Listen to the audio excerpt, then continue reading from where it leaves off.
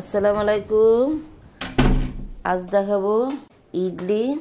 এখানে আজকে আমি ইডলির ডালগুলি মাসকলাইয়ের ডাল, এটা আমি ভিজিয়ে রেখেছিলাম প্রায় 6 ঘন্টা। চাল আর ডাল, এই ডালগুলি আমি ব্লেন্ডারে দিয়ে দিলাম, এটা ব্লেন্ডার করব। ডালগুলি দেখেন খুব একদম মিহিন হয়েছে। এখন আমি চালগুলি দিয়ে দিলাম।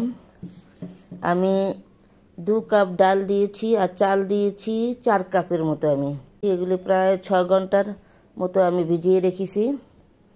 সামান্য একটু পানি দিলাম চালের সাথে। চালটা যখন ব্লেন্ডার করা হবে তখন একটু দানা দানা থাকবে, এটা ডালের মতো মিহি হবে না।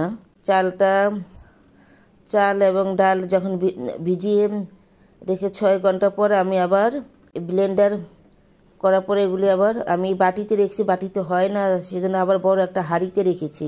ডালগুলি দেওয়ার পরে দেখতে হয় না, এটা ফুলে কিন্তু এটা অনেক ডাবল হয়ে যাবে, অনেক ফুলবে কিন্তু ডালগুলি।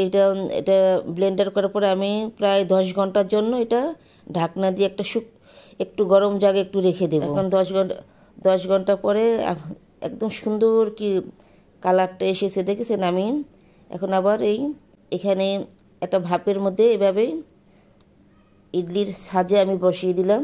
এটা নামিয়ে 2-3 মিনিট রেখে দিতে হবে। ঠান্ডা হলে সুন্দর আস্তে করে চামিচ দিয়ে এভাবে উঠিয়ে নেওয়া যাবে। গরম হলে লেগে থাকবে, ঠান্ডা হলে এটা আস্তে নিজে একটু চামিচের মাথা দিয়ে একটু দিলে উঠে যাবে, যে সুন্দর উঠে যাচ্ছে। এটা কিন্তু খুব সফট হয়েছে, দেখেন খুব সুন্দর হয়েছে। এখন আমি একটা নারকেল কুড়িয়ে নিয়েছি। এই নারকেলটা আমি এখানে ব্লেন্ডার করে একটা চাটনি বানাবো। এখানে আমি কিছু ডাল নিয়েছি, ডালটা ভেজে নিয়েছি।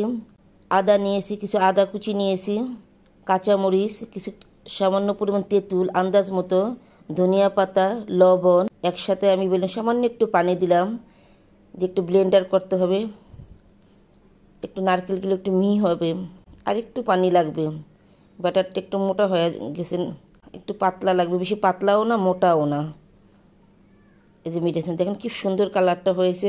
আমি সরিষার তেল ফ্রাই প্যানে দিয়ে দিয়েছি। এখানে 4-5-4টা শুকনো মরিচ দিয়েছি, কারি পাতা দিয়েছি ফোড়নের জন্য, আর 1 চামচে কালো সরিষা আমি দেব। দেখেন কি সুন্দর কালারটা হয়েছে। নারকেলের চাটনিটার উপরে দিয়ে দেব। খেতে কিন্তু খুব ভারী মজা। আপনারা এভাবে খাবেন, খুব ভালো লাগবে।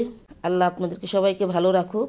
আমরা এভাবে করে মাঝে মধ্যে খাই, আপনারা ওইভাবে করে খাবেন, ভালো লাগবে।